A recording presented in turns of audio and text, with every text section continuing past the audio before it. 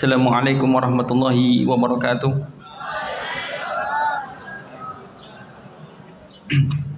Bismillahirrahmanirrahim. Alhamdulillahi hamdan katsiran thayyiban mubarakan fihi kama yuhibbu rabbuna wa yarda. Asyhadu an la ilaha illallah wahdahu la syarika lah wa asyhadu anna Muhammadan abduhu wa rasuluhu la nabiyya ba'da. Amma ba'du. Bagaimana kabar anda sekalian?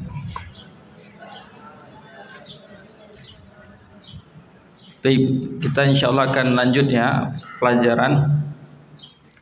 Seperti biasa kita murojaah sedikit. Kita akan tanya-tanya perihal atau pelajaran yang kita pernah pelajari.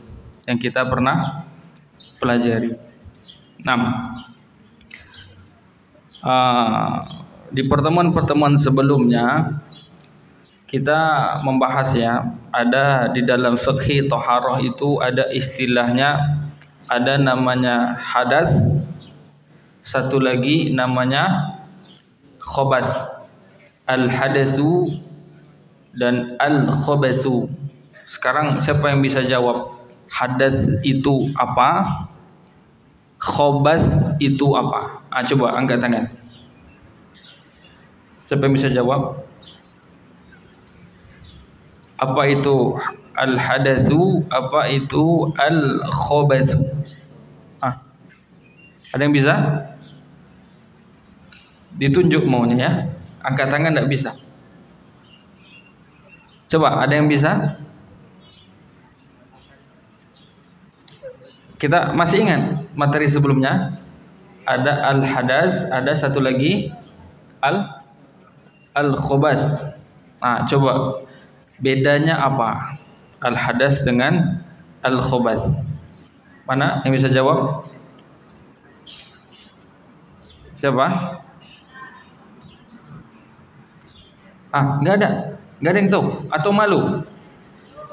Malu menjawab. Coba tunjuk tangannya. Enggak apa-apa, salah enggak apa-apa. Yang penting, coba silakan.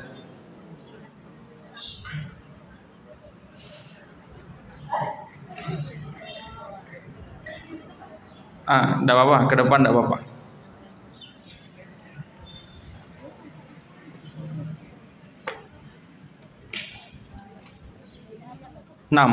Perbedaannya kalau hadas dia tuh nggak nampak, kalau khobas hadas itu tidak nampak. Kalau khobas nampak. Itu nampak. Yang lebih lain apa? Hadas itu apa? Udah tahu? Ya, perbedaannya bagus. Hadas itu tidak nampak. Kalau khobas itu nampak. Ini dia. Yang lebih lengkap ada yang bisa? Apa itu hadas? Apa itu khobas? Tidak ada. Malu atau gimana? Malu? Kenapa malu menjawab? Malu atau tidak bisa? Kenapa malu? Ihris ala ma yanfa'uk, kata Nabi sallallahu alaihi wasallam. Bersemangatlah terhadap sesuatu yang bermanfaat. Menjawab ilmu itu bermanfaat. Itu bagian dari proses belajar agama.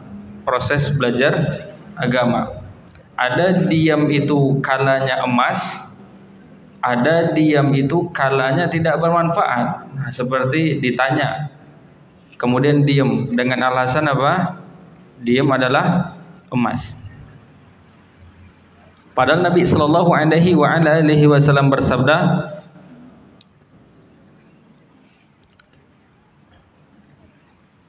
saya lupa.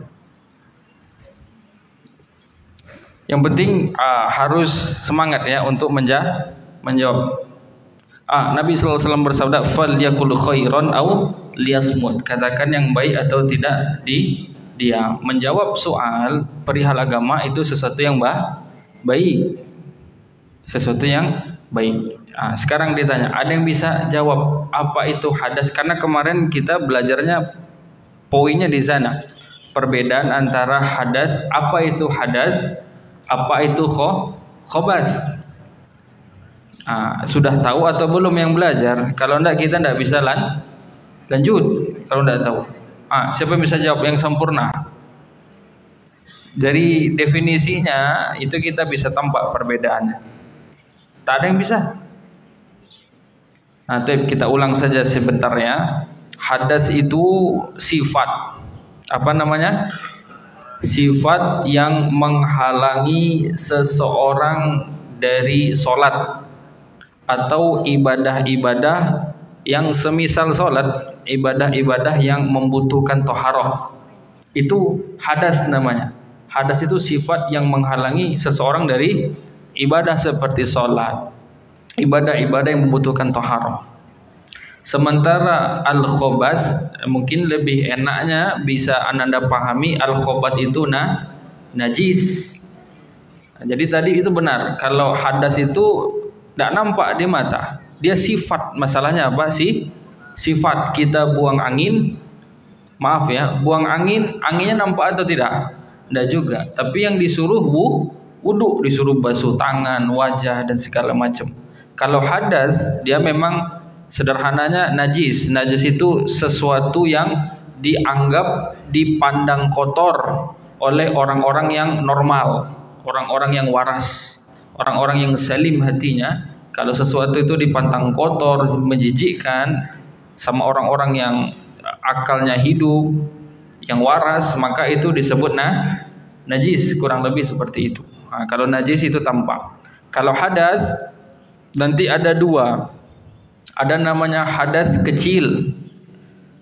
Cara mengangkat. Kalau hadas diangkat, tidak bisa dibersihkan karena tidak nampak.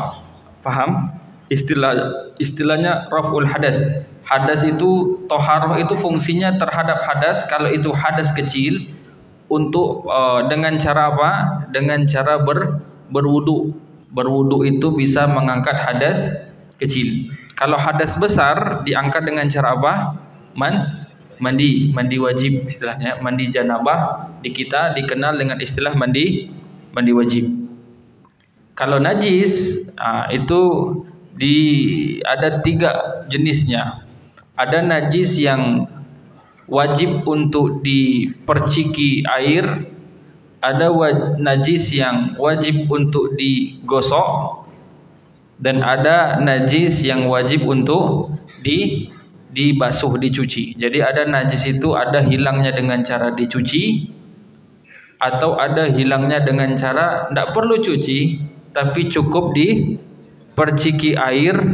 Ada jenis najis itu yang hilangnya dengan gesekan, dengan digesekkan, seperti najis yang menimpa kita mijak najis ya, sendal mijak najis, kemudian area jalan kita itu masih ada tanahnya atau area yang berpasir, itu tinggal langkah saja, kita langkah ke langkah selanjutnya plus menggesekkan sendal tadi ke tanah tadi, maka najis yang ada di sendal itu hilang.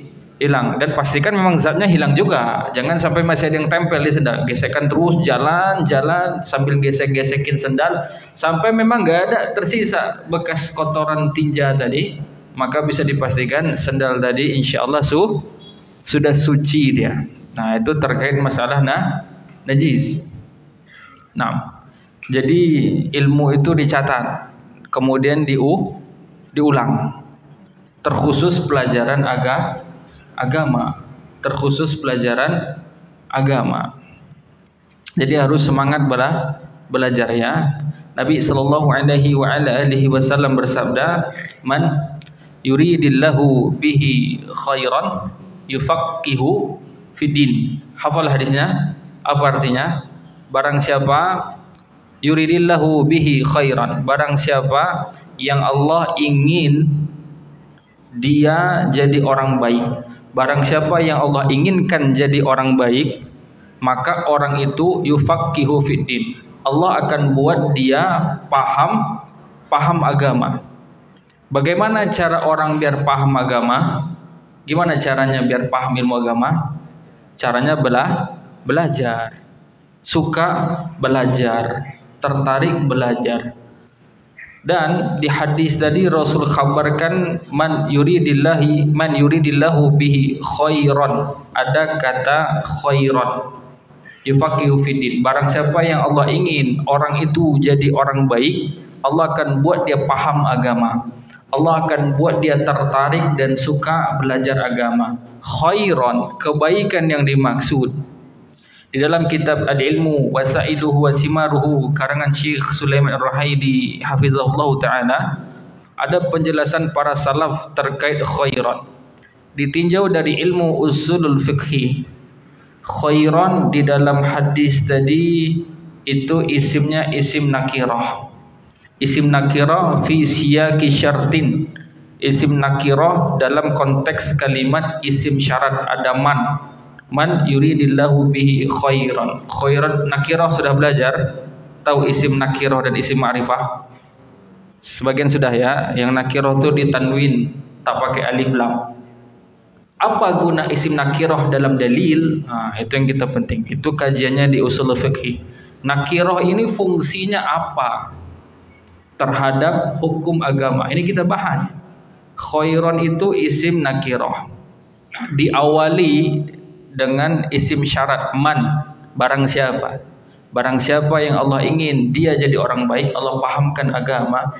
Khair itu nakirah dalam konteks isim syarat yufidul umum, memberikan faedah umum. Jadi makna hadisnya, barang siapa yang Allah ingin seseorang itu mendapat umum seluruh kebaikan, apapun bentuk kebaikan, sekecil apapun kebaikannya, kebaikan dari yang paling kecil yang paling besar, kalau Allah ingin kasih sama seseorang, maka Allah buat dia paham agama.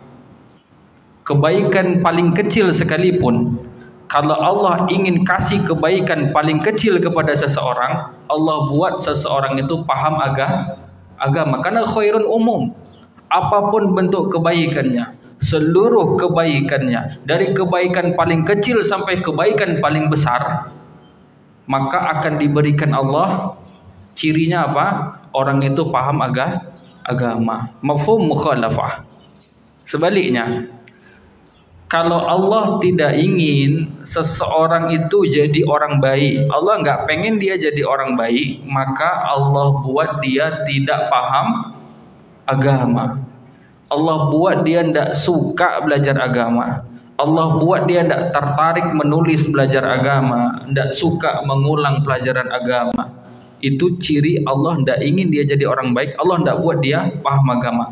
Bahkan orang yang tidak paham agama, Allah tidak akan berikan semua kebaikan. Walaupun kebaikan paling kecil tidak dikasih. Karena semua kebaikan khairan yang bersifat umum, seluruh kebaikan yang paling kecil sampai paling besar, itu diberikan Allah dengan ciri orang paham agama. Kalau orang tidak dikasih paham agama oleh Allah, maka Allah tidak ingin orang itu dapat secuil dari kebaikan, dapat 0,01% dari kebaikan. Allah tidak ingin untuknya.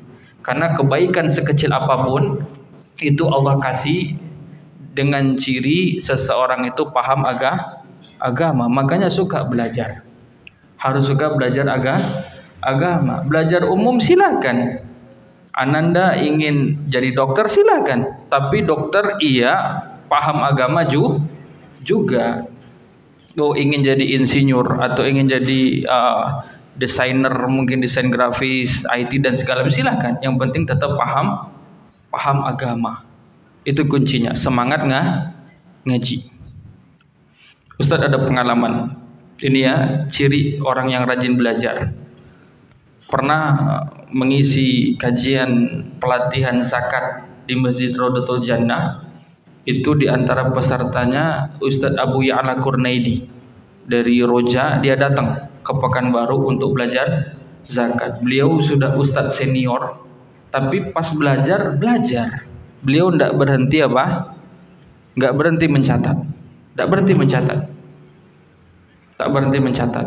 Nah, itu ciri penuntut ilmu. Dan juga beberapa pekan yang lalu Ustadz punya jadwal di Jakarta. Ada beberapa jadwal mengisi kajian di Jakarta, di berbagai tempat ya. Di antaranya pelatihan waris. Itu tatkala mengisi pelatihan ilmu waris, yang banyak yang hadir, banyak yang hadir itu lulusan DIPIA Jakarta, LC semua, yang akhwat juga. Dan mereka tatkala belajar tidak pernah berhenti mencatat. Paham sampai di sini? Mereka orang yang paling rajin mencatat. Walaupun mereka sudah tahu apa sih yang Ustaz sampaikan, mayoritas mereka sudah tahu. Mungkin semua yang Ustaz sampaikan mereka sudah tahu, lebih dulu tahu.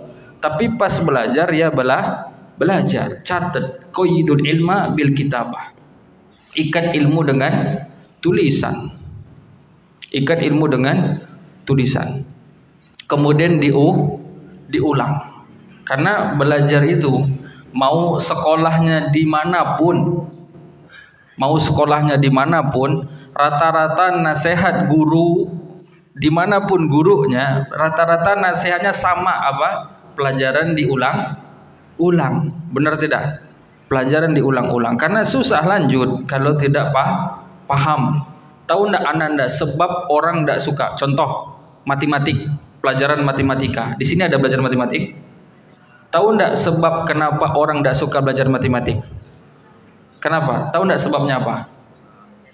Awalnya enggak paham. Pas hari ini mungkin karena ngobrol sama teman, mungkin kurang enak badan. Pelajaran hari ini Ananda enggak paham, ada yang enggak ngerti. Tapi enggak ditanyakan. Paham sampai di sini?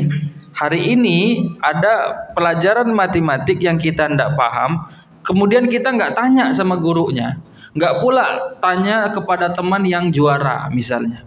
Kita diam saja. Kemudian pertemuan selanjutnya kan pelajaran lanjut.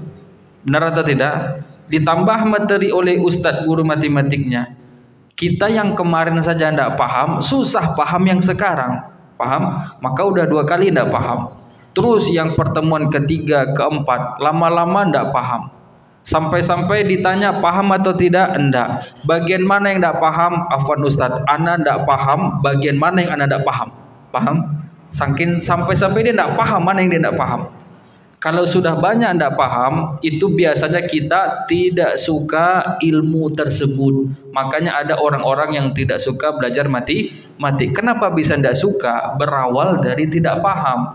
Hari ini enggak paham, besok enggak paham, pertemuan selanjutnya enggak paham. Sudah bertumpuk ketidakpahamannya sampai-sampai enggak paham apa yang dia enggak pahami.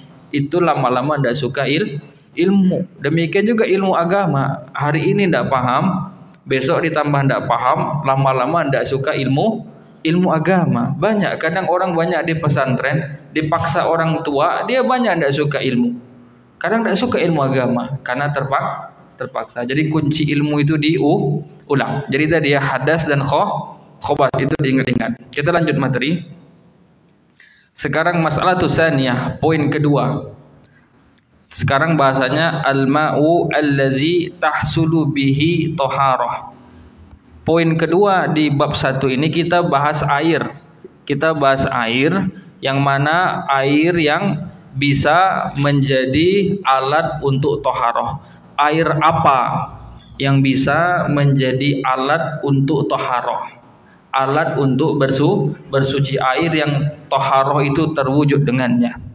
At-thaharatu tahtaju ila syai'in yatatahharu bih yuzalu bihi an-najasu wa yurfa'u bihi al-hadasu wa huwa al-ma'u. Thaharah itu butuh kepada media yang mana media itu bisa mensucikan. Thaharah itu butuh kepada media yang bisa mensucikan, yang dengan media tersebut bisa dihilangkan najis, media yang bisa menghilangkan najis dan bisa mengangkat hadas. Jadi thaharah itu butuh media, butuh alat yang bisa menghilangkan najis dan mengangkat hadas.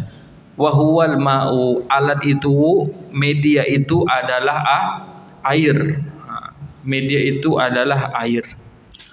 Wal ma'u allazi tahsulu bihi taharah huwa al ma'u tahur wa huwa tahiru fi zatihi al mutahhiru li ghairihi. Dan air yang bisa digunakan untuk taharah adalah air yang suci.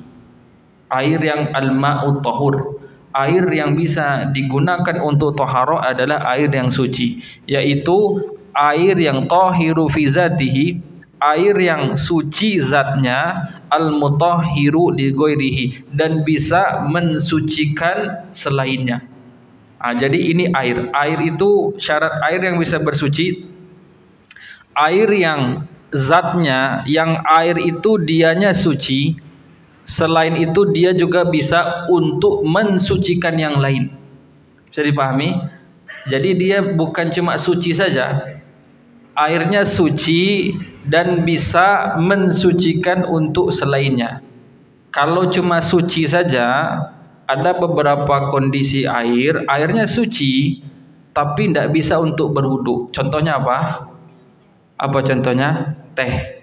Contohnya apa? Kopi.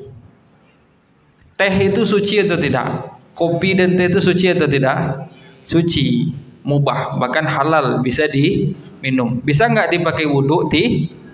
Jadi tadi perhatikan kondisi ini. Air itu harus suci secara zat dan dia bisa mutahhiru li ghairihi. Dia bisa mensucikan selainnya. Suci lagi mensucikan. Itu bahasanya ya. Suci lagi mensucikan. Wa huwa al-baqi ala asli khilqatihi, yaitu air yang tetap di dalam asal penciptaannya, yaitu air yang belum tercampur apa-apa, air yang asli sesuai penciptaannya.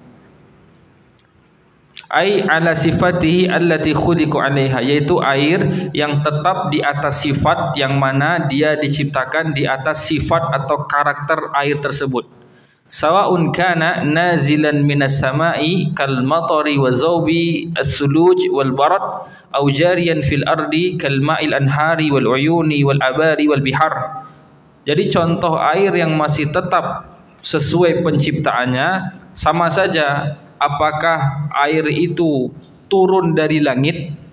Air yang turun dari langit seperti air hujan atau salju atau embun, ini kan memang asli dia, belum diolah, belum tercampur sesuatu apapun.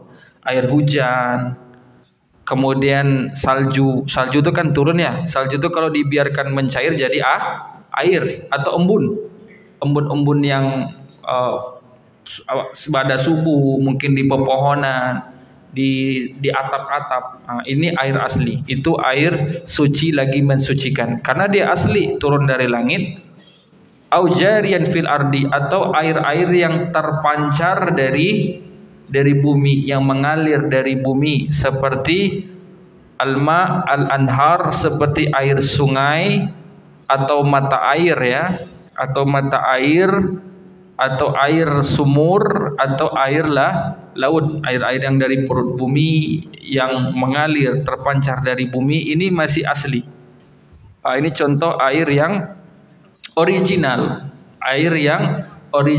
yang sesuai penciptaannya. Maka air ini, air-air yang kita sebutkan tadi, yang turun dari langit, yang keluar dari perut bumi, yang mengalir dari perut bumi, ini air yang bisa dipakai untuk bersuci. Air yang masih alami, masih asli, ini air yang suci lagi. Apa satu lagi? Suci lagi mensucikan. Dianya suci zatnya, dan dia bisa untuk mensucikan kita, alias bisa dipakai untuk taharah, bisa dipakai untuk mandi wajib. Kesucian air tadi liqaulihi ta'ala, berdasarkan firman Allah Ta'ala, wa yunazzilu alaikum minas sama'i ma'an liyutahhirakum bih. Al-Anfal ayat 11. Dan Allah telah menurunkan atas kalian dari langit air secara berangsur-angsur, liyutahhirakum bih, agar air itu kalian bisa bersuci dengannya, agar kalian bisa bersuci bihi, dengan air tersebut. Jadi memang Allah turunkan air berangsur-angsur dari langit agar bisa dipakai untuk bersuci, agar air itu liyutahhirukum bih, agar kalian bisa bersuci dengan air tersebut.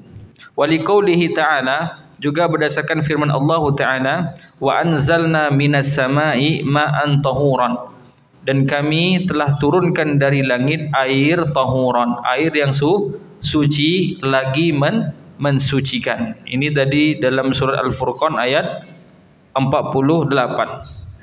Juga dalil kesucian air yang kita bahas tadi liqauli an-nabi sallallahu alaihi wasallam, berdasarkan sabda Nabi sallallahu alaihi wasallam, ada doa dari Nabi sallallahu alaihi wasallam, Allahumma ghsilni min khotoyaya bil ma'i wasalji wal barad. Ya Allah, basuhlah aku dari dosa-dosaku dengan air, salju dan embun. Itu bisa ya, air itu untuk membersihkan kotoran.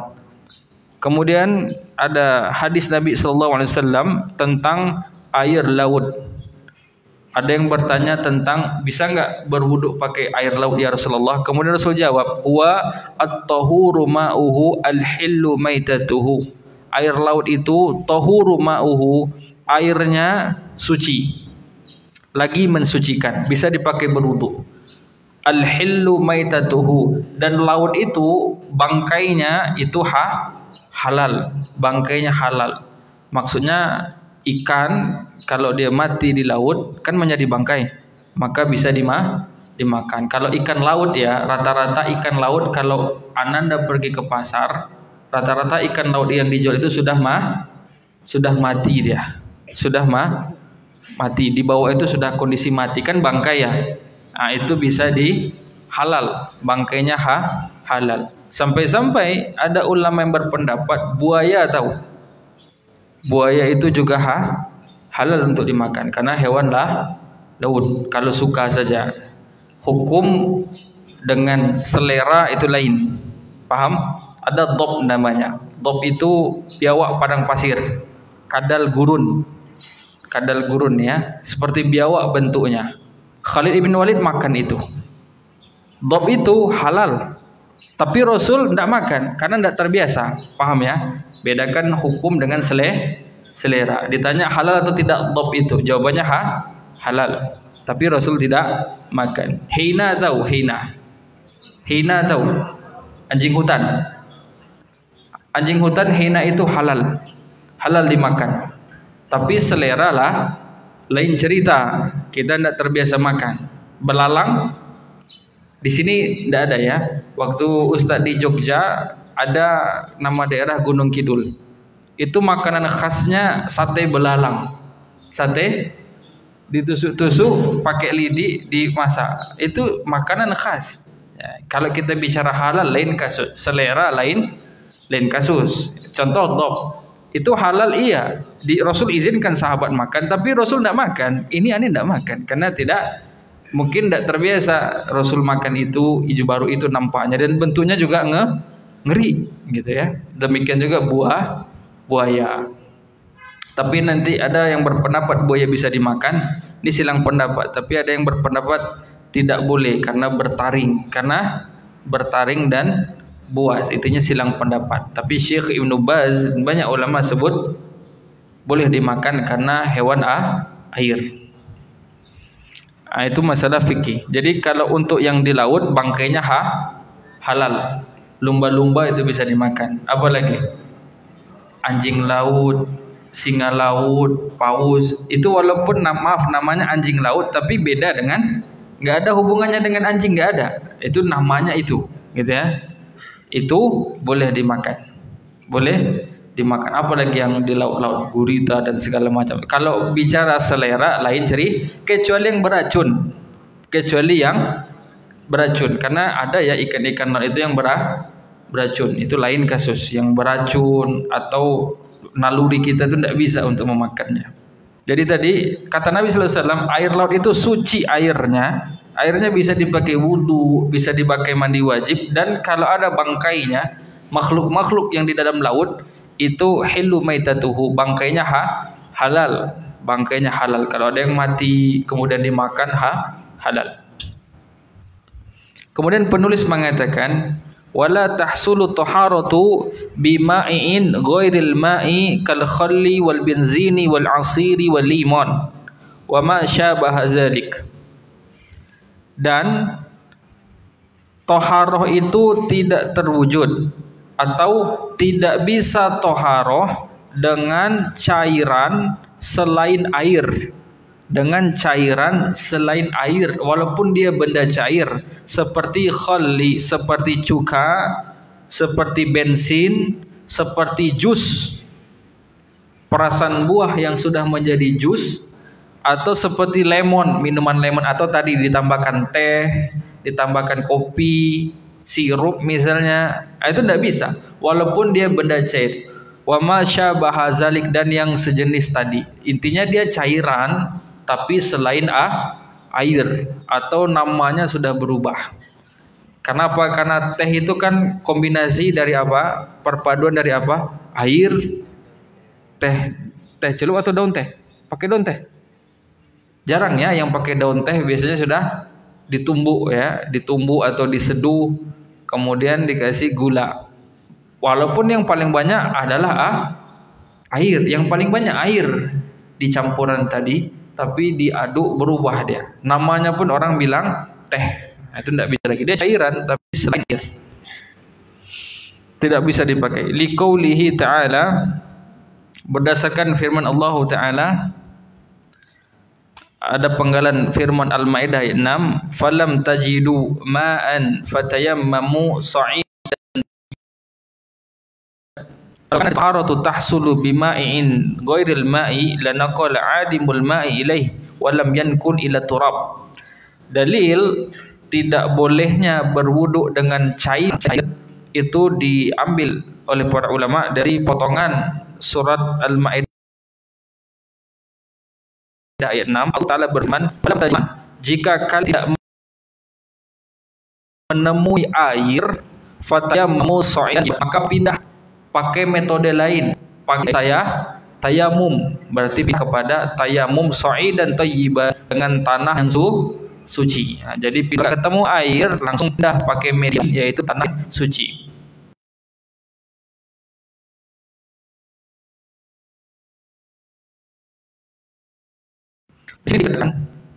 Sekiranya toharoh itu bisa pakai, maka Allah akan perintahkan orang kalau tidak ketemu air maka pindah kepada cairan dulu. Tapi nyatanya enggak. Di ayat tadi apa isyarat Allah? Kalau tidak ketemu air langsung pindah ke tanah. Bukan bunyi ayatnya kalau enggak ketemu air pakai cairan lain dulu. Kalau enggak ada cairan dulu baru langsung tayamum. Tapi enggak. Langsung kalau enggak ketemu air pindah metode tayamum. Ini menandakan pakainya air. Enggak boleh pakai benda cair selain air. Enggak boleh pakai benda cair selain air. Ini sisi pendalilannya. Itu tentang air. Jadi kuncinya air yang bisa dipakai berwudu, dipakai mandi wajib, air yang suci lagi mensucikan. Kalau suci saja tidak cukup. Contohnya teh, kopi tadi, dia suci, tapi tidak bisa dipakai untuk mensucikan, tidak bisa dipakai untuk toharoh. Itu inti dari poin kedua. Ini sampai jam 5 Ustaz? Sampai jam 5 ya? Sampai jam 8, maaf. Nah, tinggal 3 menit. Tanggung kalau masuk materi ya. Intinya di materi selanjutnya kita akan bahas poin ketiga tentang kondisi air jika tercampuri najis. Nah, itu kita akan rinci di pertemuan selanjutnya. Nah, sekarang kita akan tanya jawab ya. Kita akan tanya jawab.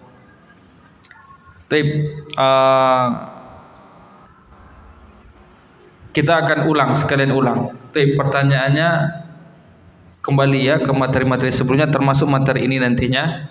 Apa definisi ilmu fikih? Silakan.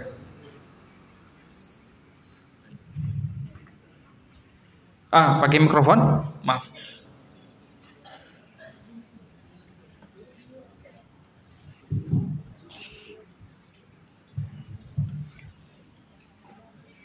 Fikih adalah ilmu pemahaman tentang dalil-dalil dan hukum yang terdapat di dalam agama Islam. Beda sendiri definisinya. Yang kita pelajari. Ingat, hadir 2 yang pekan yang lalu. Hadir ya. Tadi apa? Ilmu fikih, ilmu untuk memahami hukum syariat yang secara praktek yang disimpulkan dari itu dia, benar ya. Tadi jangan dirombak lagi, cukup menghafal definisi yang sudah ada. Tanpa apa ya, khair. Nah, satu lagi tadi banyak yang tidak mau jawab karena apa? Karena malu. Ustadz menduga. Kenapa sebabnya orang malu menjawab? Bisa saja karena diledekin yang lain. Itu tidak boleh ya. Itu karakter assassination, pembunuhan karakter.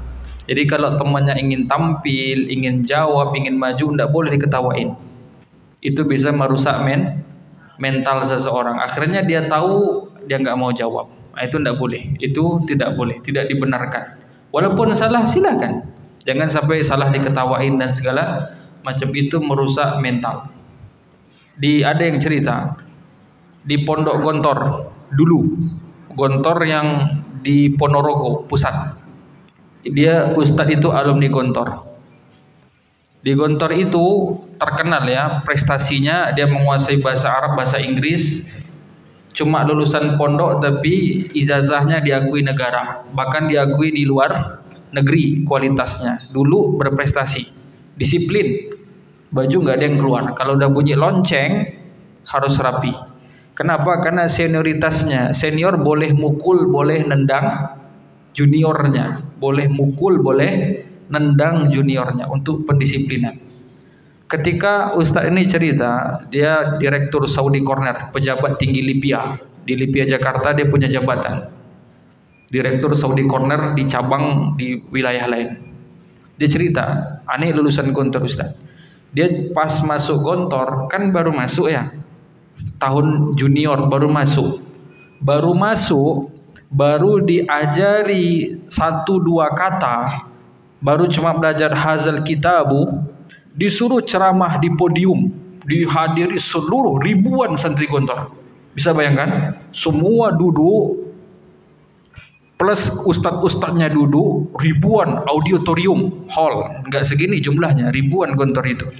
Disuruh maju, disuruh ceramah bahasa Arab di hari pertama atau hari kedua. Bayangkan nggak perasaannya?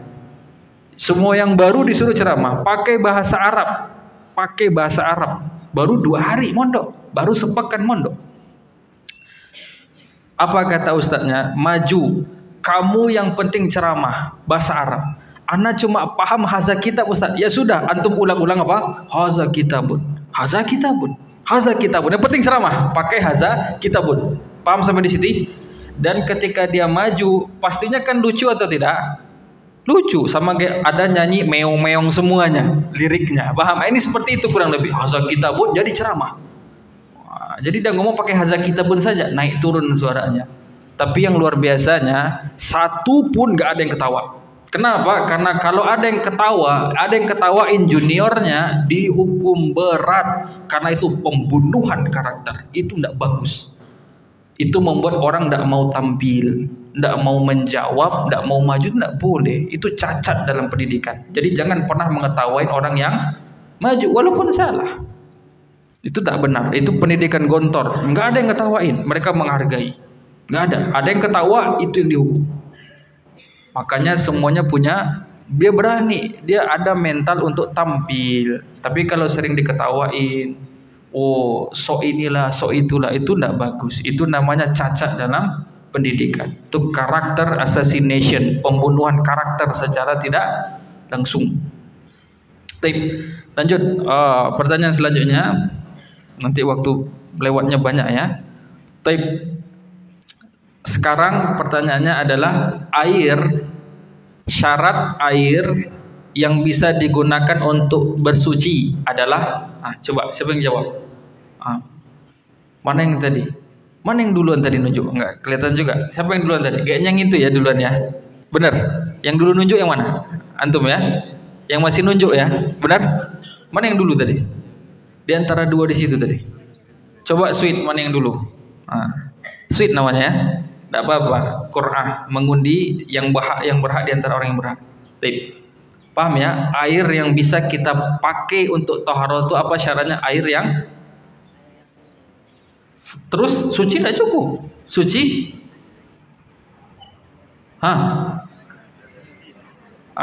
Bingung jadinya. Siapa yang berhak ini? Duduk dulu. Kurang tadi. Yang merahnya tadi, teman sweetnya. Coba berdiri. Jangan, enggak apa-apa ya. Enggak apa-apa lihat buku, yang penting jawab. Besok jangan lihat buku. Sekarang enggak apa-apa. Itu dia. Air yang suci dan bisa mensucikan. Apa beda suci mensucikan? Kalau suci itu airnya saja. Airnya suci. Paham maksudnya? Tapi kalau mensucikan dia bisa menghilangkan najis, dia bisa mengangkat hadas. Ini rotinya. Kasih teman antum tadi sedikit ya. Dia jawab sedikit, kasihlah seikhlasnya. Kongsi. Habis ya hadiahnya. Taib.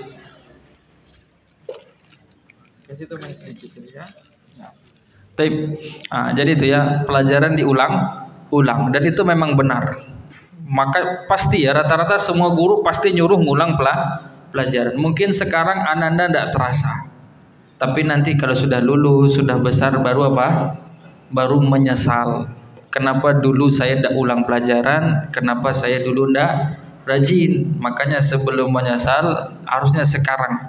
Harus susah. Jadi dicatat, diulang. Terutama belajar fikih. Kalau enggak nanti tidak suka belajar fikih. Tanya sama teman-teman yang mondok. Banyak santri di berbagai pesantren tidak suka fikih. Silahkan tanya temannya, WA teman-temannya itu.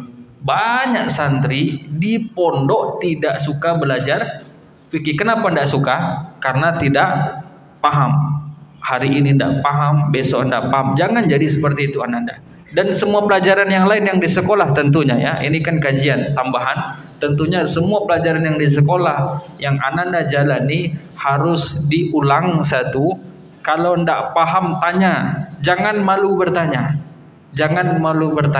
Dan untuk teman yang lain, ketika temannya bertanya pelajaran, haram untuk diketawain. Itu cacat pendidikan ya. Haram untuk mengetawain. Kadang temannya tidak paham, dia tanya diketawain yang lain. Ini tidak boleh.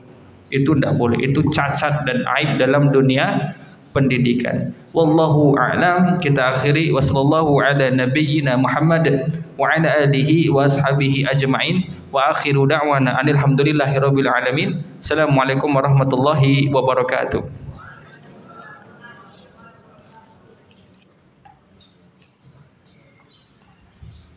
Alhamdulillah. Baik, syukran.